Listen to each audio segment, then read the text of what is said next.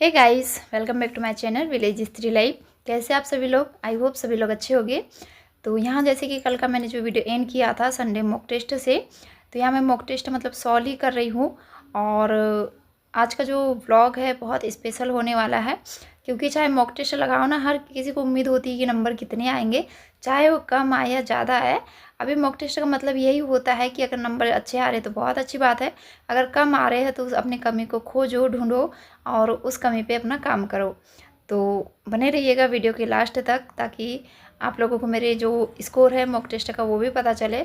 और जो मैंने एनालिसिस है ना बहुत स्पेशल तरीके से किया है आज, ताकि मतलब आगे आने वाले टेस्ट में मुझसे जो गलती हो रही है वो ना हो करके। और जैसे कि कल के वीडियो में ही मैंने शेयर कर दिया था कि जो मैं टेस्ट लगाने उठी थी तो बस थोड़ा ही मतलब एक आध जो सब्जेक्ट है वो अच्छे से लगा पाई थी। उसके बाद शक छूट गया था, उसकी जो तबीयत ख़राब थी तो उसी के साथ मैनेज करते हुए फिर मैंने अपना टेस्ट लगाई थी। मन कहीं, ध्यान कहीं, शरीर कहीं, ऐसे कंडीशन में आज टेस्ट लगा था। तो चलिए, टेस्ट हो चुका है, इसको करते हैं सबमिट। तो यहाँ देखिए ऑल सब्जेक्ट मतलब पाँचों सब्जेक्ट मेरे कंप्लीट हो चुके हैं। और ना ये देखिए 120 नंबर का की थी मैंने, क्योंकि आज इंग्लिश था सेकेंड लैंग्वेज।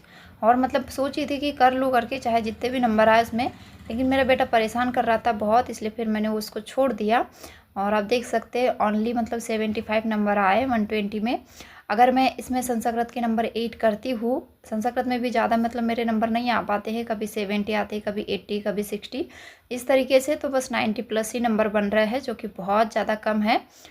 तो आप देख सकते हैं फर्स्ट लैंग्वेज हिंदी में 22 है, मैथमेटिक्स में 18 है, इन्वायरमेंट में 20 है, और सेकेंड लैंग्वेज में 0 है, क्योंकि मैंने इसको अटेम्प्ट ही नहीं किया था। और उसके बाद चाइल्ड डेवलपमेंट में सबसे कम है ना, बहुत ज़्यादा कम। इसकी जो लैंग्वेज है ना वही समझने में थोड़ी सी दिक्कत हो रही है, सीडीपी की। Hey guys, good morning. अभी ना 10:30 बजा है, मैं खाना वगैरह खाई हूँ जस्ट अभी, बच्चों को भी दे दिया है।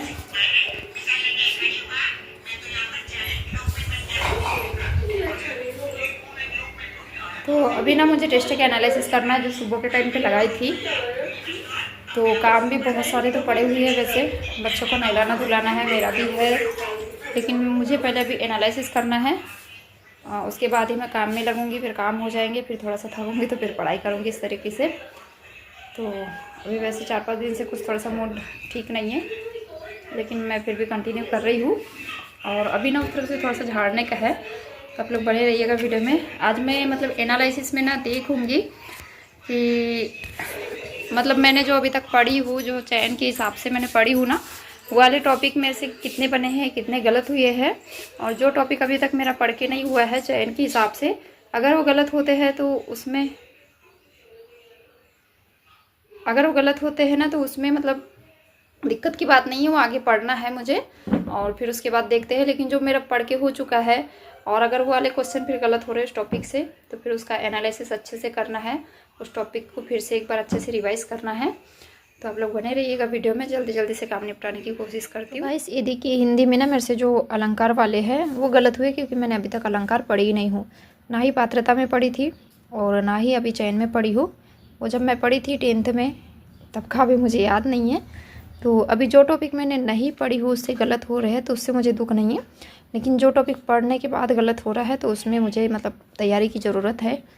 तो और देखती हूँ। हिंदी में वैसे मेरे अच्छे नंबर आ जाते हैं, मतलब सारे सब्जेक्ट से अच्छा, मतलब हिंदी में अच्छे नंबर आ रहे।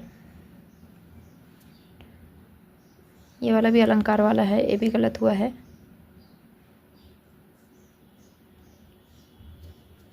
और देखिए क्वेश्चन ये है कि इकाई की समस्या या योजना से संबंध जोड़ने वाली प्रक्रियाओं की समग्रता या एकता ग्रुप प्रकट करती है। इकाई विधि की यह परिभाषा किसने दी?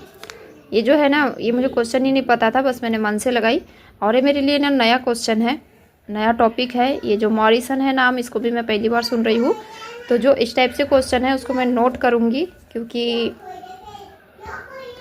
गलतियाँ बहुत ज़्यादा हो रही है। तो गलतियों को सुधारने के लिए, कभी ज़रूरत पड़ी तो उसको पलटने के लिए एक नोट्स में ये चीज़ मतलब बनी रहना चाहिए, इसलिए मैं ये वाला क्वेश्चन नोट कर रही हूँ। ऐसे ही अगर मुझे आगे क्वेश्चन मिलेंगे तो मैं नोट करते जाऊँगी सारे, और आप लोगों से मैं शेयर करूँगी। तो यहाँ ना जो टेस्ट में मुझसे गलत हुआ था और मुझे ऐसा लग रहा था कि वो मैंने आज तक नहीं पढ़ा है, या आगे अब पढ़ूंगी या नहीं पढ़ूंगी उसका नहीं पता, बीच में पढ़वाएंगे नहीं पढ़वाएंगे, लेकिन जो चीज़ें मेरे लिए नहीं लग रही थी उसको मैं नोट डाउन कर रही हूँ, ताकि मैं उसको एक बार फिर अच्छे से रिवाइज़ कर लूँ, या कभी ऐसा लगे कि नहीं इसको एक बार पढ़ना है करके तो उसको पढ़ लूँ। चीज़ें ना अगर नोट होती है ना तो पलटाने के लिए अच्छा होता है। कहाँ हम ऐप में जाएंगे, फिर वाला क्वेश्चन ढूंढेंगे, फिर उसका आंसर देखेंगे, तो इसलिए नोट से इसीलिए होती है कि हमें समय पढ़ने पे हम फटाफट से उसको पलटा लें, और जिस चीज़ की ज़रूरत हमें लग रही है उसको देख ले, रिवाइज़ कर ले। तो ऐसे ही करके मुझे ईवीएस में मिला के सीडीपी में कुछ मैथ्स के 1-2 क्वेश्चन थे, वो मतलब मैंने उसको नोट डाउन किया है। और मैथ्स का ना अच्छा है, मतलब भले ही 18 नंबर आए, लेकिन जो मैंने आज तक अभी चयन के हिसाब से पढ़ी वो सारे सही हुए हैं। स्थायी विधि से जो रिलेटेड है और मॉरिसन का जो भी था उसके जो 5 चरण हैं और जो उसके बिंदु है मैंने सारा नोट कर ली हूँ और समझ भी ली हूँ, और ज़रूरत पड़ेगी तो कभी फिर आगे भी मैं इसको एक बार पढ़ूँगी। तो ऐसे ही मतलब जो चीज़ नहीं है उसको मैं नोट कर करके मुझे एनालिसिस करना है सारे टेस्ट का आज। तो गाइस ये मैथ्स है, इसमें ना जैसे जो टॉपिक अभी मैं पढ़ी हूँ वो लगभग बन रहे हैं, अनुपात समानुपात वाला है, और ये वर्ग वाला भी है। ये वाला टॉपिक मेरा ऐप में ख़त्म हो चुका है, और वैसे ये वाला भी हो गया है ख़त्म, लेकिन मैं भी नहीं, ये नहीं हुआ है। ये जो वो होता है ना सिंप्लीफिकेशन, उसके क्वेश्चन है ये वाले, मुझे लग रहा था वो होगा शायद। ये सिंप्लीफिकेशन वाला है, ये भी नहीं हुआ है लेकिन गलत हो गया है। मैंने जिस प्रोसेस से की थी वो नहीं है यहाँ पे।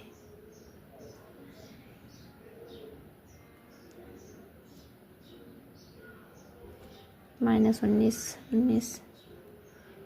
-1।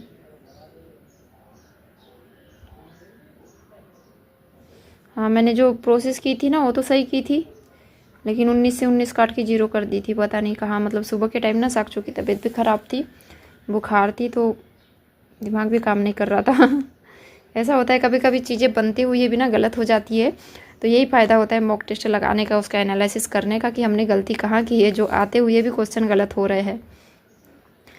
मैं ये दिखाऊँ आपको जो मैंने बनाई थी, लेकिन कॉन्सेंट्रेट होना ना बहुत ज़रूरी है।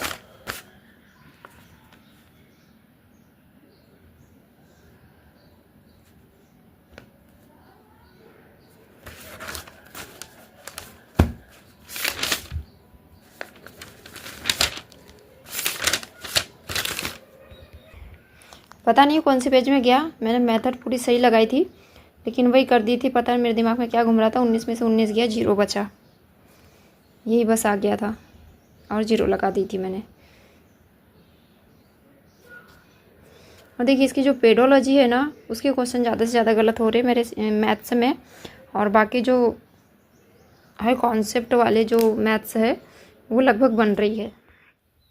तो वैसे ही करके ईवीएस भी है। ईवीएस के कुछ क्वेश्चन मतलब ऐसे थे, ईवीएस का भी मैंने एनालिसिस किया तो उसमें देखा कि मैंने जो अभी तक मैंने पढ़ी हूँ, मतलब चयन के हिसाब से जो पात्रता में पढ़ी थी वो तो मैं बस ऐसे एक बार वीडियो लेक्चर देखी थी, मॉक टेस्ट लगाई थी संडे टू संडे और फिर एग्ज़ाम दे दी थी। लेकिन अभी चयन के हिसाब से जो मैंने पढ़ी हूँ ना ईवीएस में, वो सारे बन रहे हैं। 1-2 क्वेश्चन है जो कहीं गलत हो जा रहे हैं, लेकिन जो जितना भी पढ़ा टॉपिक है वो बन रहे हैं। और अभी जो आगे पढ़ने का है, जो टॉपिक अभी नहीं पढ़े हैं उसको, उस टॉपिक के क्वेश्चन गलत हो रहे हैं, जैसे कि कई अंतरिक्ष के हैं या फिर स्पोर्ट वाले हैं, वो चीज़ गलत हो रहा है क्योंकि वो अभी मैंने पढ़ी नहीं हूँ। तो बस अभी पढ़ना है, मेहनत करना है, और फिर जो अपना नंबर है उसमें इम्प्रूवमेंट करना है। लेकिन यही है, एग्ज़ाम तक मॉक टेस्ट में अगर हम 120 मतलब 120 नहीं तो कम से कम 150 से 20 अगर आ रहे हैं तो हमारी गुंजाइश है। अगर हम एग्ज़ाम तक भी हमारे मतलब 90+ नहीं, इतना तो मुझे उम्मीद है कि मैं 90+ से आगे जाऊंगी, 15 110, तो इसमें भी थोड़ी सी उम्मीद कम हो सकती है। लेकिन सिलेक्शन के लिए ना मॉक टेस्ट में नंबर 150 120 के आसपास आना चाहिए, तभी कुछ उम्मीद बन सकती है। तो यहाँ मैंने जो भी कुछ मतलब नोट डाउन करने लायक मुझे लगा था तो नोट डाउन किया है। साक्षी को फिर मैं दवाई खिला रही हूँ, और ना उसकी अभी 18 तारीख से एग्ज़ाम भी स्टार्ट होने वाली है। तो कभी कभी परिस्थितियाँ भी ऐसी बन जाती है ना एग्ज़ाम के टाइम में, बच्चों को कभी तबीयत ख़राब होगी, बुखार आएगा, तो बस उसको दवाई वगैरह खिला के उसको थोड़ा सा आराम करवाऊँगी। और बुखार अभी भी उसको 99.5 कुछ है, मतलब ऐसा था, तो बुखार अभी बना हुआ था। आज तो खैर संडे था, फिर आज मंडे है तो आज मंडे को भी उसको नहीं भिजवाई हुई स्कूल और ट्यूसडे से उसकी एग्ज़ाम चालू है। गाइस फाइनली 1 बज गया है और मेरा एनालिसिस अभी ख़त्म हुआ है। मैं लगभग 10:30 बजे तो आप लोगों से बात की, 11:45 बजे मैं बैठी थी यहाँ पे। 12, 1, 2, ढाई घंटा लग गया है। जितना मतलब ना टेस्ट देने में नहीं लगता उतना एनालिसिस करने में टाइम लगता है। और कल भी लगाई थी मैंने सैटरडे को टेस्ट, तो उसका एनालिसिस नहीं की हूँ, तो उसका भी करूँगी। अभी फ़िलहाल घर के थोड़े से काम करती हूँ, बर्तन वगैरह रखे हुए, नहाना धोना वगैरह सारा सब कुछ। और उसके बाद फिर कल के टेस्ट का एनालिसिस करना है और फिर टाइम बचेगा तो कुछ चीज़ें रिवीजन करना है। देखती हूँ क्या हो, कैसे मैनेज हो पाता है। तो आप लोग अभी बने रहिएगा वीडियो में। और बच्चे भी घर में हैं, ऊपर से साक्षी की तबीयत ख़राब है, उसको बुखार आ गया तो उसको भी संभालना पड़ रहा है बीच बीच में। और सुबह टेस्ट है ना मैंने उसी के साथ दी थी, उसको संभालते हुए भी। जैसे इन्वायरमेंट था, CDP था, उसके पास में बैठ के मैंने टेस्ट दी थी। दिमाग कहीं ध्यान कहीं, वैसी वाली कंडीशन में आज मैंने टेस्ट दी थी। तो चलिए आप लोग बने रहिए। तो फिर बस घर के जल्दी जल्दी से काम निपटाती हूँ और कोशिश करती हूँ कि मैं अपनी पढ़ाई के लिए ना ज़्यादा से ज़्यादा समय निकाल पाऊँ, लेकिन टाइम मेरे लिए बहुत ज़्यादा कम पड़ रहा है। जैसे अभी जिस स्ट्रेटेजी से अभी पढ़ाई करना है उस हिसाब से टाइम बहुत ज़्यादा कम है। तो चलिए इसी के साथ वीडियो एंड करती हूँ। Bye bye, take care, see you again.